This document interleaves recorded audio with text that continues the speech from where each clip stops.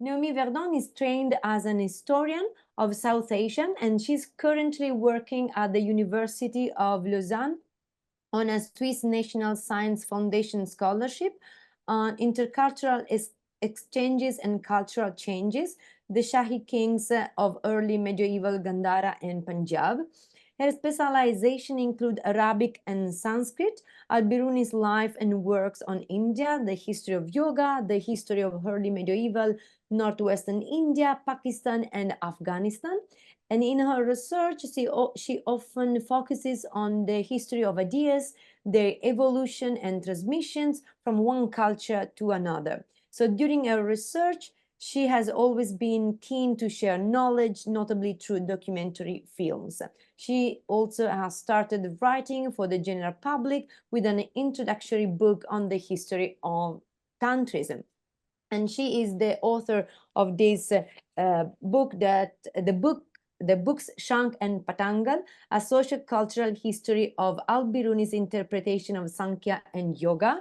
And on the other side of the screen, we have the discussant, Dr. James Arzoumanov, horribly pronounced, probably.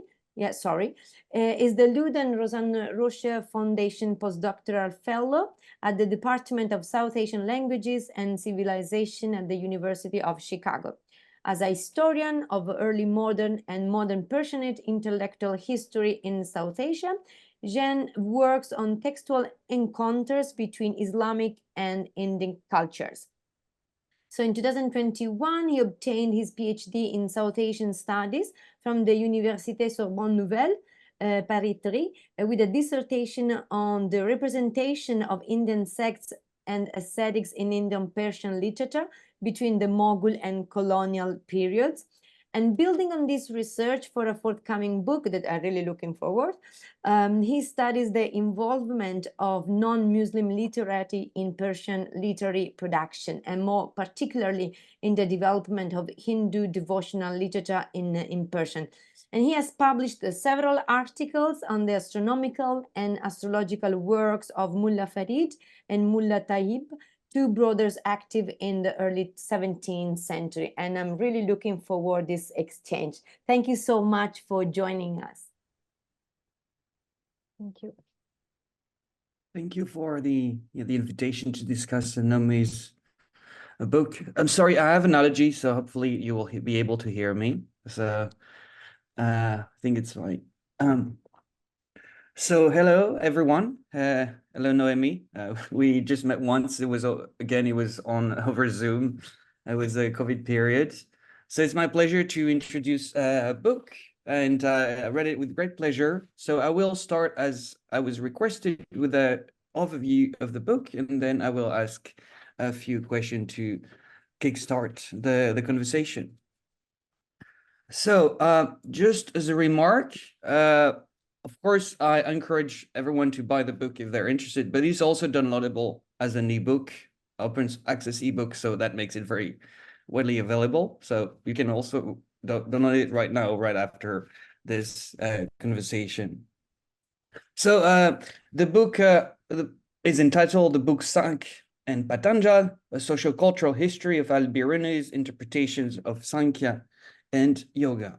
So the book is clearly divided into two parts, with the first three chapters researching the intellectual and political contexts in which al-Bīrūnī was operating as a subject of the Ghaznavid, and also a study of the interface between the Ghaznavids and the nearby Indian kingdoms.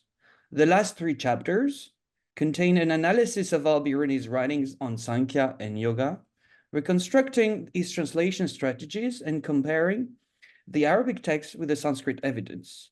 The philological analysis of al-Bīrūnī's text on Yoga and Sāṅkhya allows the author to raise convincing new hypotheses on the origin and method of al-Bīrūnī's translations of Indian philosophy. So in the first part, the late Shahi kingdoms are clearly identified as the Indian political structure in contact with the Ghaznavids. Unfortunately, very little evidence and research has been made on these late Shahi kingdoms. But following Sultan Mahmud's interest from Gandhara and Punjab, so these locations seem to be the domain in which al-Bīrūnī was operating and in which he spent significant time over the years. Al-Bīrūnī's first exposure to Indian intellectual traditions was through astronomy and astrology. Around the year 1000, his chronology of ancient nations was already showing an accurate knowledge of certain astronomical theories. By the time he wrote the Tahqiq al-Hind, so his main work on India, which is around 1030, his linguistic and cultural proficiency had increased drastically. And he was also able to work with Indian intellectuals. So about their identity, were they astronomers, priests, philosophers? Noémie makes the hypothesis that these late Shahi rulers supported philosophers versed in the philosophies of Sānkhya and Yoga.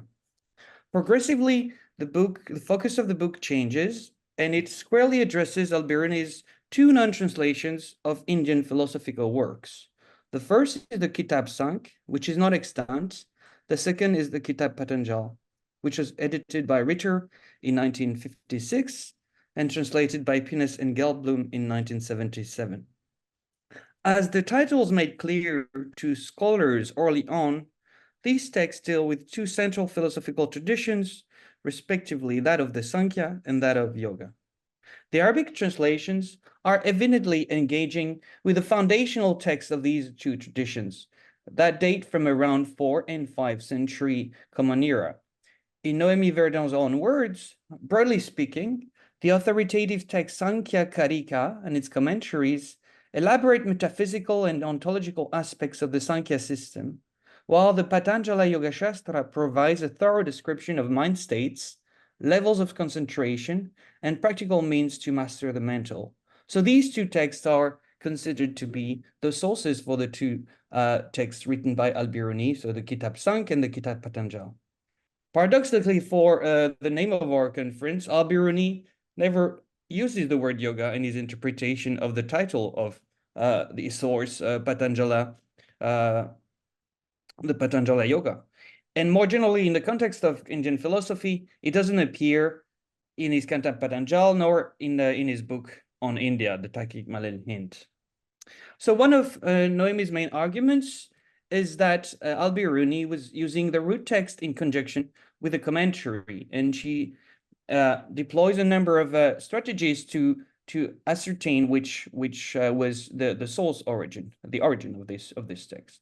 In the case of the Patanjala Yoga Shastra, it would have been using the commentary given in the Patanjala Yoga Shastra alongside with the sutra, so alongside with the aphorisms. And al-Bīrūnī was translating them together seamlessly, not necessarily indicating when he was translating from the sutras and when he was translating from the commentaries. So Noémie's in-depth readings of the passages are very side by side. So she very often compares Sanskrit and Arabic side by side, and this is very impressive and very compelling. Obviously, the amount of research that this is necessary, and also as a proficiency in these two traditions is quite impressive, and that allows Noémie to reconstruct al-Bīrūnī's translation method, looking at his own statements, but also at what he sees between the modifications between the source text and al-Bīrūnī's text. Noémie also follows a theoretical model given by translation studies, in particular that of the linguist Vladimir Ivier, which is a model emphasizing the process of translation as operating between cultures rather than between languages. So obviously, when al-Bīrūnī reads these Sanskrit texts, or reading, it's also a question we can discuss later, the question of how did he actually read, or was he helped reading? But he's obviously faced with a very complex language and theory, and this was a daunting task, and these two texts are far from being literal translation, and they display various translational strategies and interpretations, and Noémie dwells on a few of them. So since al-Bīrūnī himself mentions that he was using a commentary, tafsir, in the text, some scholars had been considering that he was using another commentary from the Patanjala Yoga tradition. Chapter 5 convincingly shows that al-Bīrūnī was aware of the dual nature of the Patanjala Yoga Shastra itself, with its sutra and explanatory passages. A working hypothesis is that al-Bīrūnī was referring to these explanatory passages as commentary and not making a reference to yet another commentary. At the end of the demonstration, a number of Sanskrit commentaries that had been previously considered are rolled out as a possible source. These chapters also account for the many discrepancies between the edited Sanskrit and the edited Arabic texts, with the modification that al-Bīrūnī made himself to the Sanskrit text, and this is clearly not a literal translation. And so according to al-Bīrūnī himself, so al-Bīrūnī is often very clear about his intentions, and there's a passage, I quote Noémie's translation, Noémie's book. Al-Bīrūnī deliberately transformed his soul's text in 3 ways. 1, combining a text and commentary, which I just described, recasting these 2 layers of text into a dialogue, and 3, omitting elaborate literary and etymological expositions. So these are the statements made by al-Bīrūnī, and Noémie reconstructs a number of other translational strategies that are very apparent in al-Bīrūnī's texts. So another important hypothesis that Noémie Verdon makes is that al-Bīrūnī, by the time he was writing Tahqiq al-Hind and the translation of the Kitab Sānk and Kitab Pātanğal, is that he had attained a significant knowledge of Sanskrit, the Sanskrit lexicon in general, not necessarily of its grammar though. And this is something that I think we can discuss also in the conversation. And to give you an example of the rich way in which Noémie reads the passages from the Kitab Pātanğal and Kitab Sānk. So the Kitab Sānk, as I said, is not extant. These are excerpts from the Tahqiq al-Hind. So, for example, Noémie shows the usage by al-Bīrūnī of Aristotelian categories in his attempt to interpret and translate various passages on the creation of the manifest world and also on the faculties of the soul. So in Noémie's word, the overlaps between the two systems, so Aristotelian and Islamic and Sanskrit, remain however partial. And the fact that al-Bīrūnī used the same term from these 2 Sāṅkhya yoga ideas indicates that it utilized these terms as a heuristic tool rather than as a comparative tool. So there are more complicated instances, such as, for example, the translation by al-Bīrūnī of the word Ishvara with Allah, since the original systems are not theistic and refer to Ishvara as a special kind of conscious self. So this is a clear intervention by al-Bīrūnī in his translation, and also his sort of maybe discomfort with the non-theistic nature of the text he's translating. So despite the fragmentary state of the Kitab Sānk, the last chapter of the book also sets out to offer a survey of the text and its possible Sanskrit sources, confirming a particular commentarial tradition as a plausible candidate. So this is my overview. Hope I was fair to Noémie's book, and I will start with a few questions. So very few general questions to start with. I know that al-Bīrūnī is a long-held passion. I was able to watch a documentary film that you made with some friends and colleagues on your adventures across Central Asia and the footsteps of al-Bīrūnī. So I would like to hear you on the reasons that led you to study al-Bīrūnī, and more specifically, his works on Sāṅkhya and yoga. And also a related question is, what is the place of Sāṅkhya and yoga in al-Bīrūnī's works on India? So. Well, thank you very much, Jean, for this detailed introduction. And I would like also to thank Daniela and Lucy to have invited me for this symposium. Why al-Bīrūnī?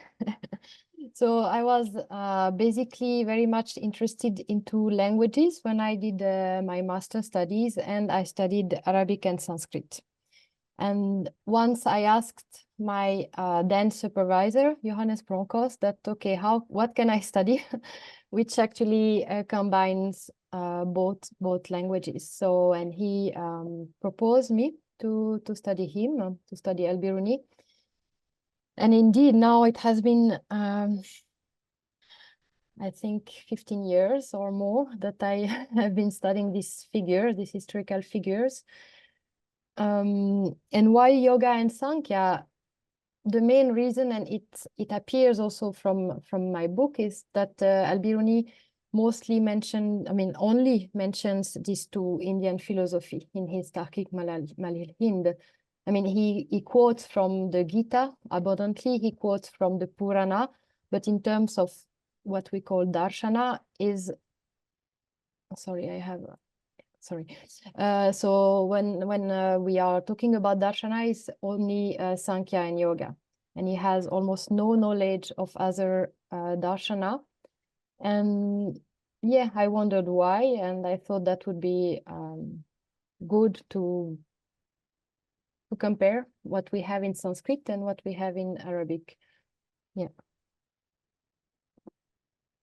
Thank you. So another question I have is, as I described, your book is divided into two parts. One is more a historical survey, an overview of the evidence on the period Ghaznavid and late Shahi, and also you make it quite clear that we almost know nothing of the late Shahi period, which is, I imagine, very, very frustrating. Basically, you're clutching at straws in many moments to understand the intellectual context.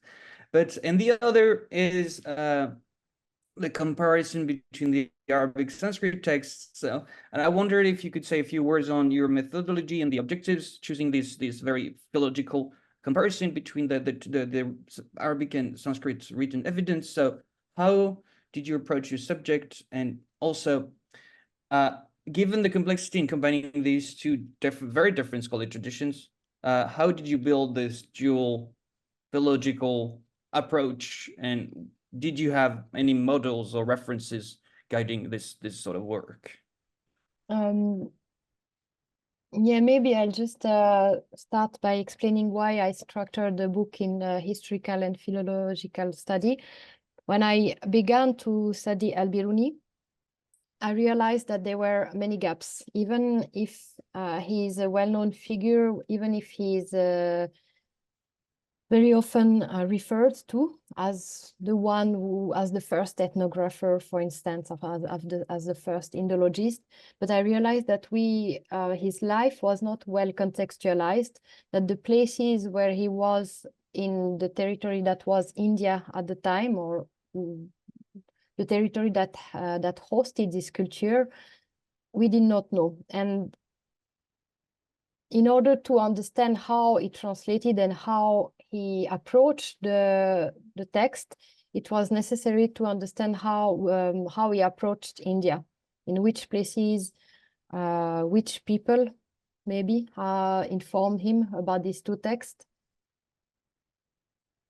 And also I realized how much we know nothing about the late Shahi, you mentioned that, and how much we know very less about the culture of Pakistan, northern Afghanistan, northern Pakistan, northwestern India during the 7th and to the 11th century. And al-Bīrūnī is just at the end of that time, in the time of the early Ghaznavid. And historically, there are still many gaps, and there are now many scholars who are who has begun to study this. But to come back to your question, I think I was exploring. What can I do with these two texts, Arabic, these two versions of the two texts, Arabic and Sanskrit, which are very different, and at the same time transfer the same message, I would say. And I realized that I could not compare them letter by letter. I could not, that would not lead to any result in my view. So I started to, but first I took this quote of al-Bīrūnī that you mentioned, the 3 transformations that he made. in the translation of the Kitab Pātanğal. I took that very seriously, I would say. I took that somehow as a starting point, and then what can we do from that starting point? That's how, and I found out this very nice article of Vladimir Ivir, who really enlightened me and helped the framework, the theoretical framework of this work. I have a question also that is an interesting question, because I worked on the later history of the translations or engagement of Muslim scholars with astronomy and astrology, and more in the Mughal period and later. But so you were describing in your book, you're describing how astronomy and medicine are the central tradition with which Muslim scholars are engaging from the Abbasid period. And al-Bīrūnī is very much part of that. It is, I imagine, a very literary engagement with these theories, but also very detailed. So you had a number of works that were translated, very few of which are extant. But so you clearly, that's something I like. You clearly give this as a background for al-Bīrūnī's intervention and work. So how do you understand the relation between the later part of al-Bīrūnī's intellectual inquiry of Indian society, Indian cultures, philosophical traditions, with this more like traditional, which was already present in the in this Abbasid period and more present amongst Arab scholars of, yes, these Indic sciences? What is the articulation? What is there a rupture, or is it actually part of the same sort of inquiring, same inquiry? Yes, that would be my question. Yeah, thank you.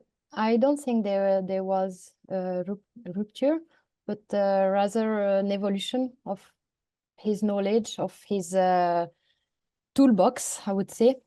But of course, his main interest, his first education is mathematics and astronomy, and he's part of a big tradition in this regard.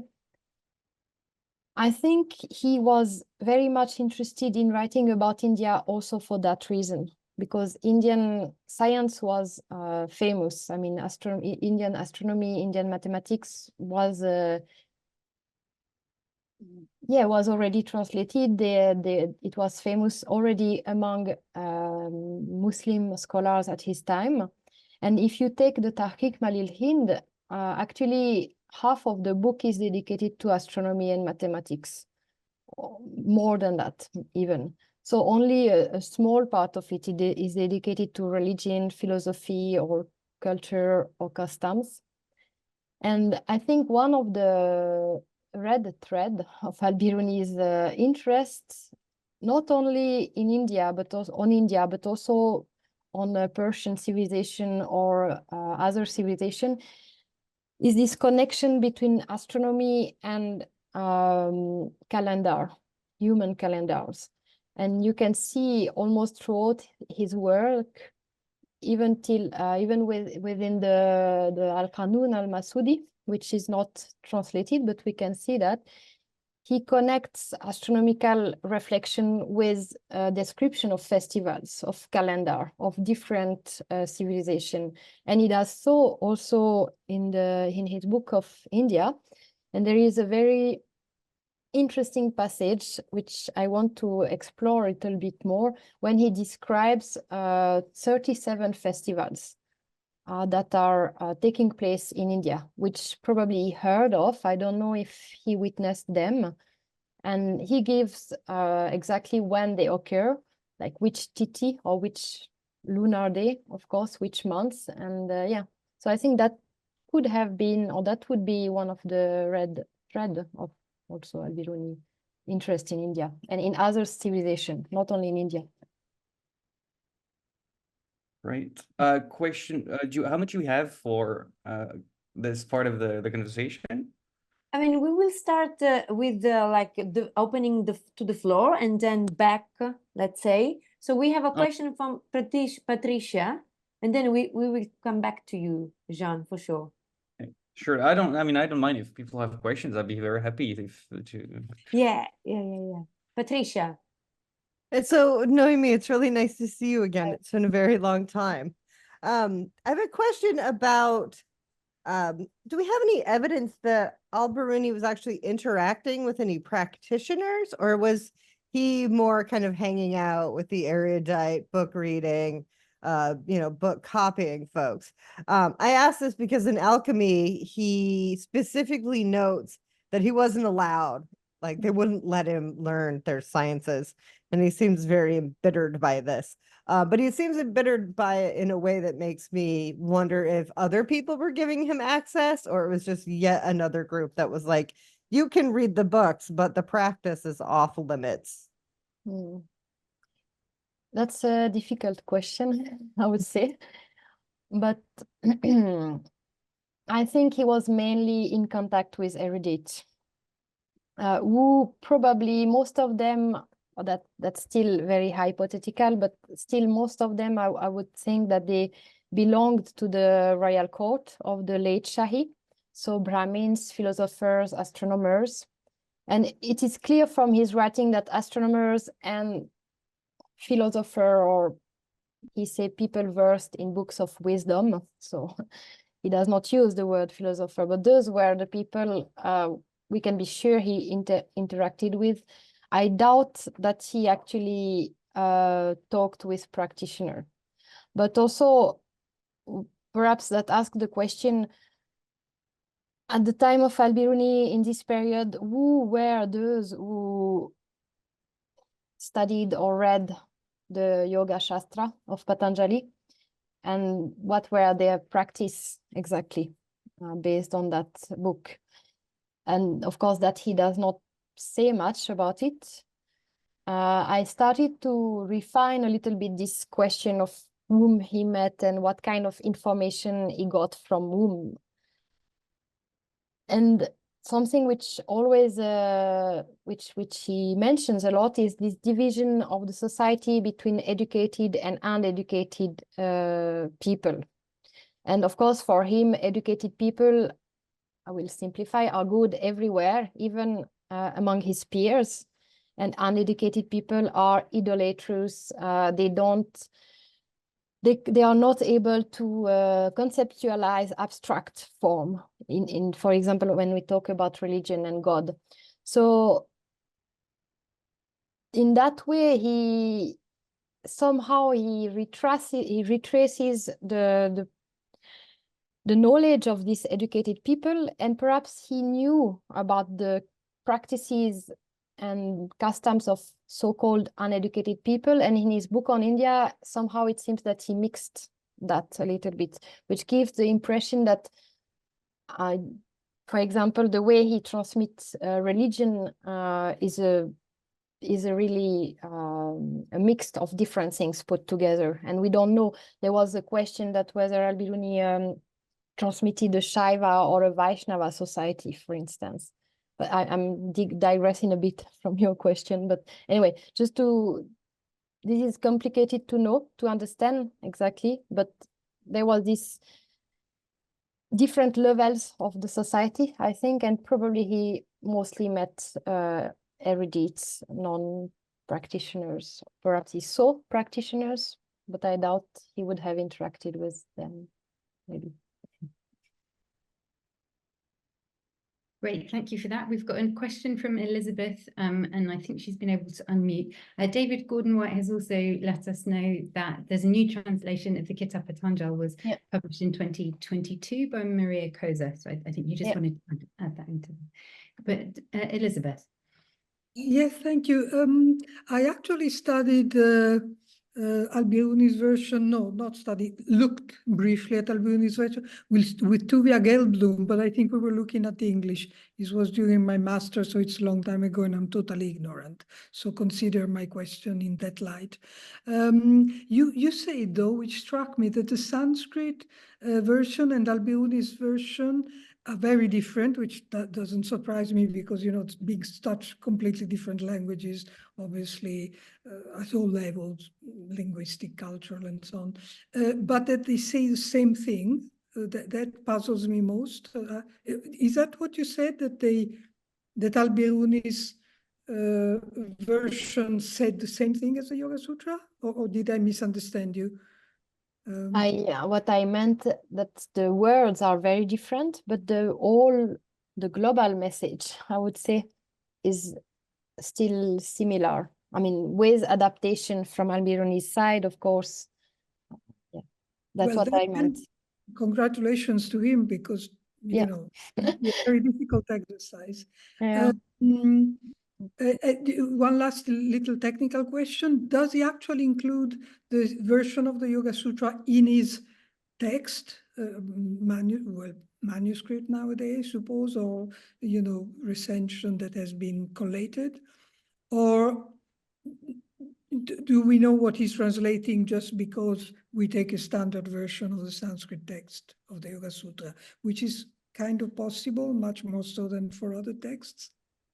So I'm not sure to have understood properly your question. You mean the text of al-Bīrūnī? Yeah. I don't know if there is a standard text or if there are variations. Does it actually include the Sanskrit?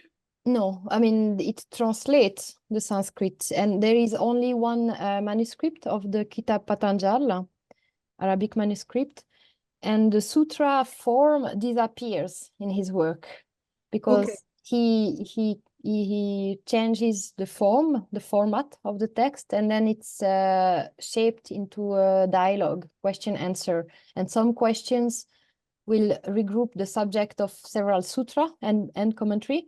And some question maybe, or two questions may refer to the topic of one sutra and commentary. So it's completely, the form completely changes. So he doesn't follow the Patanjala Yoga Shastras in the sense Philip Maas intends that it is one text in a sense. Yes, he does. No.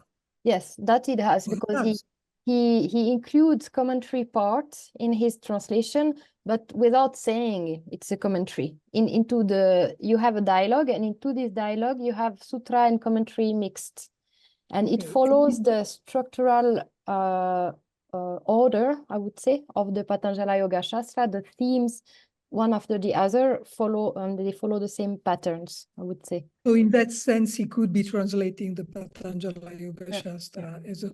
And for him, it is sure that Patanjal, the Kitab Patanjal, includes a text, sutra, and a commentary. It's one entity, single entity for him. And thank you. Yeah, that's a little bit clearer because I wasn't sure. Thank you. You're welcome. So as we don't have further question, Jean, if you have more questions, please go with those. Yeah, I would have many questions. No, it's a great conversation. I have a difficult question, but and we can't help asking this question as you know. It's al-Bīrūnī's work is extraordinary. It's unique. It is, in so many respects, it's innovative compared to the previous works on India in Arabic, and we know so little about the reception. So after all these many years of researching into his works, how do you understand this, and what is your understanding of his reception, and what the silences tell us about this reception? Yeah, so I have not looked much into that, but first, as far as I know, in the East, I would say, so later text in India, produced in India, they would refer to him. They would take some of his content. But I know that Darashuko, for example, was inspired by al-Bīrūnī. But as regard to the West, our part of the world, indeed, the reception is very weak, and he was never translated into Latin, in contrast to other Muslim thinkers of his time, Ibn Sina or others. So that's a mystery, of course. For me, but my response will maybe seem a little bit simple, but I think that there may be two reasons. One that his Arabic is very complicated. The text he writes are very complicated to understand, and it was not. It targeted very educated people, and it talks about so many various scientific subjects also. And if you take the Tahqiq Malil Hind, if you are not familiar with Indian culture, it's very complicated to understand it, even if you know perfectly well Arabic, I would say. So that is maybe one reason that actually some of his texts were so outside the reach of some of his peers. And perhaps, but I'm not sure also, of course, since he was dealing with heterodox theory, which were probably not very welcome among some of his contemporary people, that may have also prevented his reception. But these are really just pure hypotheses. And yeah. Yeah, well, My I know opinion. that's, yeah, thanks. We can't do much more than the hypothesis, but I'm obviously No. you've been working on so much on him and his works that then I understand the question of his style and the complexity of his prose as being an obstacle. And since you mentioned Darashiko, I was struck by this question of you.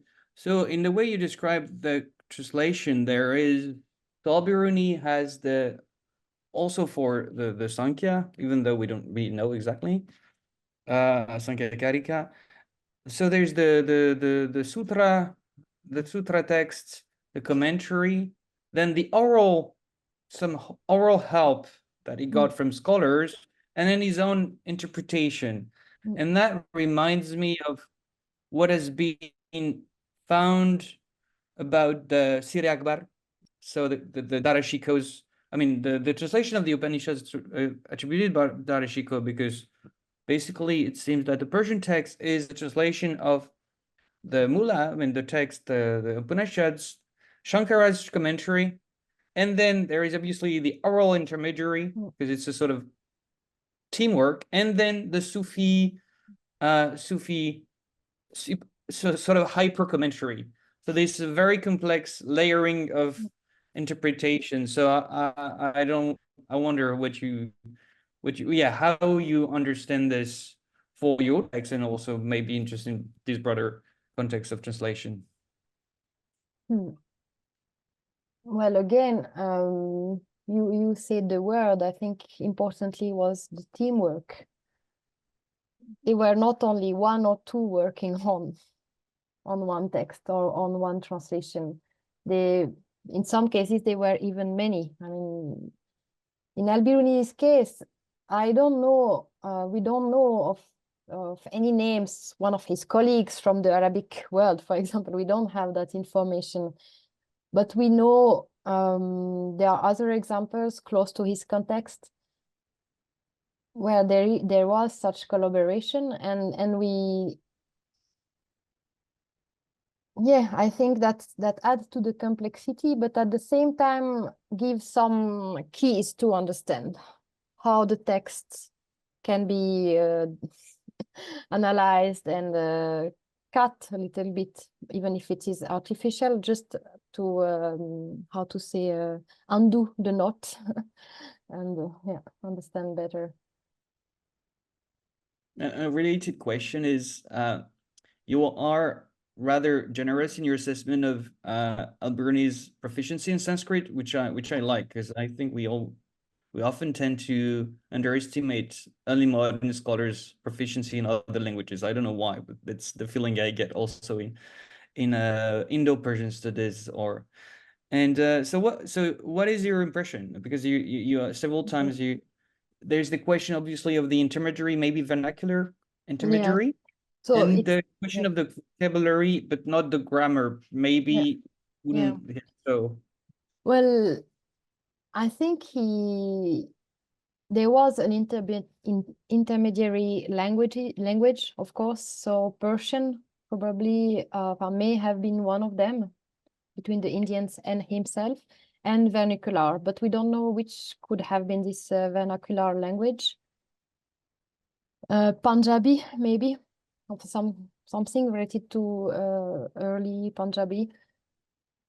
And about his knowledge of Sanskrit, I think in some fields he knew very well the words. I mean, the transliteration he makes into Arabic from Sanskrit words,